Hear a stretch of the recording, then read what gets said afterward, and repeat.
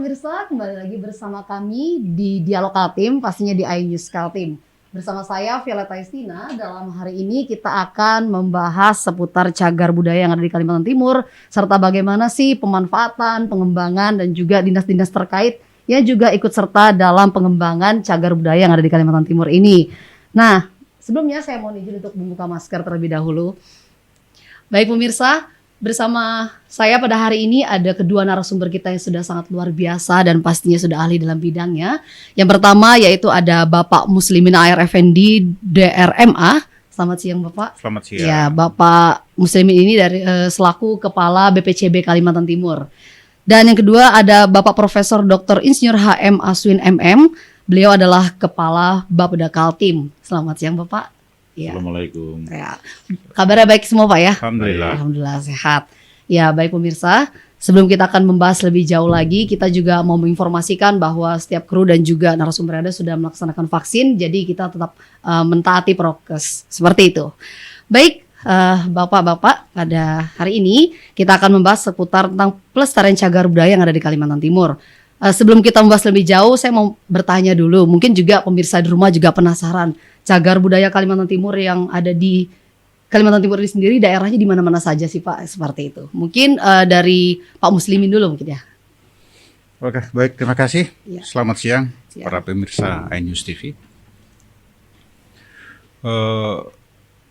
Berdasarkan hasil pendataan BPCB Kalimantan Timur, distribusi situs itu hampir merata di seluruh kabupaten kota dengan karakteristik yang berbeda-beda.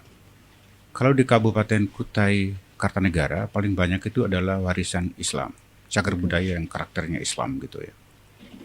Tetapi ada juga beberapa bagian yang menunjukkan satu tradisi literasi yang paling tua di Nusantara yang muncul pada abad ke-5 Masehi, yaitu prasasti berupa Yupai. Itu juga temuan dari Kutai Kartanegara, tepatnya di Muara Kaman. Kemudian di Balikpapan juga kita memiliki karakteristik cagar budaya yang berbeda dengan tempat lain di Kalimantan Timur. Sana paling banyak adalah warisan Perang Dunia Kedua, berupa bunker, pillbox gitu kan. Dan ada beberapa rumah yang menunjukkan satu perpaduan arsitektur antara Belanda dengan Indonesia yang kita sebut sebagai bangunan Indis ya. Kemudian di Berau juga cukup banyak potensi cagar budaya, terutama gambar-gambar cadas prasejarah. Dan yang paling kaya di antara sekian banyak warisan itu justru terletak di Kutai Timur. Kutai Timur kita memiliki ada ratusan gambar cadas yang masih bertahan, dan itu menunjukkan bahwa masyarakat kita sebetulnya adalah masyarakat yang memiliki peradaban cukup tinggi pada zamannya. Cuma yang seringkali menjadi pertanyaan buat kita adalah teman-teman menarik seperti di Sangkulira Mangkalihat ya. Hasil dating sementara itu menunjukkan usia yang paling tua. Itu adalah 36.000 tahun yang lalu di Gua Karim. Sementara masyarakat yang menghuni kawasan ini, Kalimantan Timur terutama, itu baru muncul sekitar 5.000 tahun yang lalu, yaitu dari suku bangsa Austronesia, kebudayaan yang berlatar Austronesia. Pertanyaan kemudian muncul, kira-kira masyarakat mana yang menghuni kawasan itu lebih dulu, ketika orang-orang Austronesia belum hadir di tempat ini.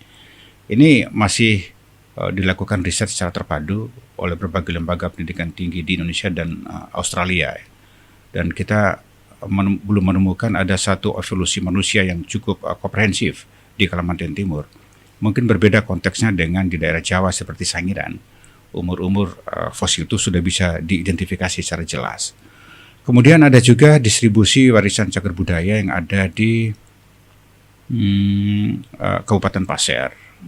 Paling banyak adalah warisan dari Prodi Islam, makam, istana, masjid. Demikian juga yang ada di Kabupaten Penajam Pasir Utara.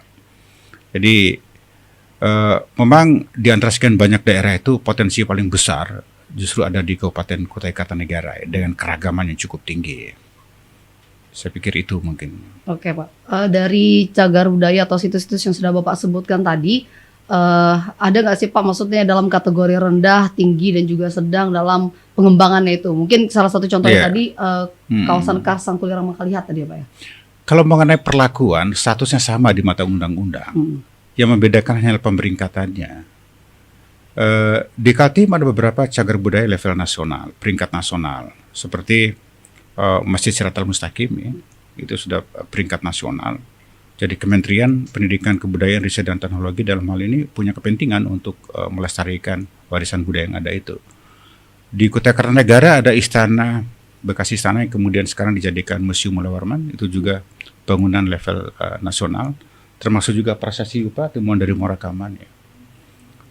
Kemudian di Balikpapan beberapa bangker juga itu adalah hasil penetapan oleh Kementerian Kebudayaan dan Pariwisata berdasarkan nomenklatur undang-undang yang lama. Jadi ada banyak sebetulnya di sini itu di Provinsi Kaltim cagar budaya yang memiliki peringkat nasional, provinsi maupun kabupaten dan kota. Untuk peringkat provinsi misalnya situs Gunung Selendang yang ada di Sanga-Sanga itu sudah provinsi, termasuk juga kawasan Saguling Mangkalihat. Itu sudah penetapan oleh Bapak Gubernur tahun lalu, dan sekarang kita sedang mengusulkan ke Jakarta untuk penetapan sebagai cagar budaya nasional. Oke, baik, terima kasih Pak atas penjelasan ya. Jadi pemirsa juga bisa mendengar sendiri bahwa memang banyak sekali situs-situs cagar budaya yang ada di Kalimantan Timur ini yang memang harus kita kembangkan, kita lestarikan seperti itu. Dan pada saat ini juga saya juga mau langsung bertanya kepada Pak Aswin selaku Kepala Bapeda Kaltim, bagaimana sih Pak dari pihak Bapeda atau provinsi sendiri bekerja sama dengan BPCB atau dalam Dinas Kebudayaan ini dalam pengembangannya seperti itu? Ya, terima kasih ya. Jadi Bapeda itu kan mengkoordinir perencanaan kita. Nah, perencanaan yang dilakukan terhadap cagar budaya ini itu tentu kita bekerja sama dengan instansi yang menangani. Kalau dia berkaitan dengan cagar budaya yang ada sekarang ini, itu Dinas Pendidikan. Kalau dia berkaitan dengan pelestarian lingkungan, itu dikaitkan dengan Dinas Lingkungan Hidup. Oleh karena itu, apa-apa yang menjadi rencana mereka itulah yang kami tuangkan di dalam perencanaan kami. Nah, memang ada dilematis memang di dalam pengambilan keputusan. Kalau kita belajar ekonomi, pasti kita berbicara tentang trade-off, melakukan pilihan-pilihan ya. Apakah monyet dulu yang kita pelihara supaya dia lestari atau manusia yang kita sejahterakan. Nah, di dalam hal ini undang-undang banyak mengatur tentang sumber daya alam kita, seperti cagar budaya lah kalau kita sebut ya, di Gua Kars misalnya, yang merupakan kewenangan kita di provinsi karena melintas Kutai Timur sampai ke Berau sana. Itu kan perencanaan dari pemerintah pusat juga, izin-izin dikeluarkan mereka untuk membangun misalnya pabrik semen, untuk membangun kebun sawit. Nah, sekarang ini semua beralih ke sana, ada undang-undang ini. Ini merupakan hal yang dilematis nanti, apakah kita menciptakan pabrik semen atau mempertahankan itu. Nah, timbul pilihan-pilihan antara Bapak yang menangani cagar budaya ini dengan urusan-urusan yang berkaitan dengan semen itu pasti ada benturan nanti. Nah, oleh karena itu kami menyesuaikan saja dengan apa yang direncanakan oleh kawan-kawan. Memang kajian-kajian yang dilakukan oleh beberapa orang di Kutai Timur, oleh orang dari Prancis, itu memang sudah mengarah ke sana. Nah, kita mendukung saja sebenarnya. Jadi saya pernah menjadi Kepala Dinas Kebudayaan pada tahun 2012 yang lalu. Memang peranan provinsi itu tidak terlalu banyak ya di urusan ini memang. Karena hanya mengusahakan untuk mendaftarkan warisan budaya kita yang ada. Ada ulap doyo, ada apa, itu yang paling banyak sekira. Yang berupa benda ini memang tidak terlalu banyak di tempat kita, sebagaimana disebutkan Bapak tadi. Tapi yang seperti tarian, seperti pakaian, seperti apa, itu yang cukup banyak. Nah, cuma ada dilematisnya lagi sebenarnya. Apabila Bapak ini atau kami dari provinsi menangani satu cagar budaya itu tidak menimbulkan manfaat bagi masyarakat, maka kami dianggap gagal gitu loh. Jadi kalau misalnya tuh di pasar kita sudah buatkan gazebo, kita sudah buatkan kita buatkan berbagai hal di sekitar Keraton Sadurangas itu. Nah itu cukup lumayan, setiap hari Minggu ramai sekali dulu. Nah tetapi kan karena jumlah penduduk itu tidak banyak, jadi kan tidak mungkin juga orang setiap hari ke sana. Sama ketika kita membuka kegiatan pariwisata di Kota Samarinda juga begitu. Ya apabila kita tidak memberikan manfaat yang banyak bagi masyarakatnya, maka kita dianggap gagal. Iya. Itu yang jadi masalah. Nah kalau mungkin ini bisa kita lakukan dengan sinergi yang baik. Kalau saya melihat sebenarnya juga yang bagus-bagus biasanya diambil oleh negara langsung. Keraton misalnya kan ada masukan. Itu tapi memang masukannya untuk provinsi memang. Cuma tidak seberapa juga. Ya saya kira seperti itu bentuknya. Jadi memang belum menjadi prioritas secara khusus. Jadi cagar budaya ini masuk dalam prioritas pertama dari misi gubernur, tetapi dia bagian dari pendidikan. Nah, bagian pendidikan dan kebudayaan itu. Jadi di situ ada dinas pendidikan, di situ ada perpustakaan, di situ ada bagian dari kebudayaan di dalamnya. Jadi saya kira memang pilihan-pilihan di pendidikan itu untuk mencapai indeks pembangunan manusia dulu, itu yang nomor satu, indeks indikator kinerja utama dari Bapak Gubernur.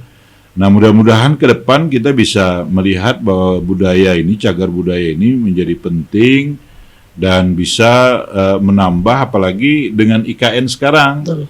Dengan adanya IKN tentu ada tempat orang berkunjung dan sebagainya. Cuma kan yang jadi masalah juga, kalau kita mau perbaiki Derawan aja dilarang dengan Kementerian Lingkungan Hidup. Itu nanti abrasi. Padahal pemicu di situ sebenarnya kalau orang mau datang banyak itu ada rumah Pak Harto di ujung. Nah itu satu hal sebenarnya yang memang sekarang ini saya tuh cenderung kalau itu ditetapkan oleh pemerintah pusat sebagai daerah tujuan wisata utama 10 prioritasnya, maka yang ngerjakan itu pemerintah pusat. Kalau pemerintah daerah yang mengusulkan bertahun-tahun sampai sekarang kami tidak bisa perbaiki itu. Karena itu merupakan wilayah itu kekuasaan negara seperti itu. Ada cagar cagar alam di situ. Lalu tidak boleh kami perbaiki. Padahal kalau itu diperbaiki, orang berkunjung ke sana yang seperti saya nih, saya ini tidak suka menyelam. Saya hanya melihat-lihat lokasi. Kalau kita ke Pulau Derawan itu kan hanya panas melihat. Nah, itulah paling tidak untuk menemani orang-orang yang suka menyelam. Saya kira itu ya. Mohon maaf nih. Baik, terima kasih Pak Aswin atas penjelasannya. Baik, kita akan lanjut lagi ke segmen berikutnya yang pastinya kita akan membahas bagaimana sih pengembangan atau di tengah pandemi seperti ini ya kita tahu. Jadi buat pemirsa jangan kemana-mana, tetap bersama kami. Nanti kami akan kembali setelah pariwara berikut ini.